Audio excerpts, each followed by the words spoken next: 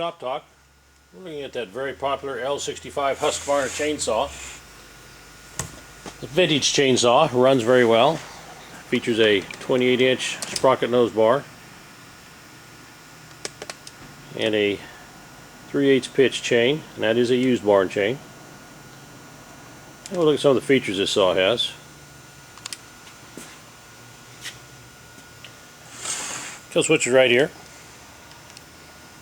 on the left. Choke is on the right. It does have a throttle lock. You squeeze the trigger, push that lever down, little lever right on top, and it locks at a quarter throttle.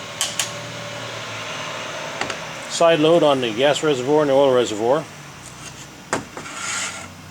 Half wrap handlebar. Large quiet tone muffler. It does have a falling spike. And the bar tensioner, loosen the two bar nuts up. Right on the opposite side here is your tensioner screw. Just a vintage, good running old saw. We'll go outside and make a cut with it.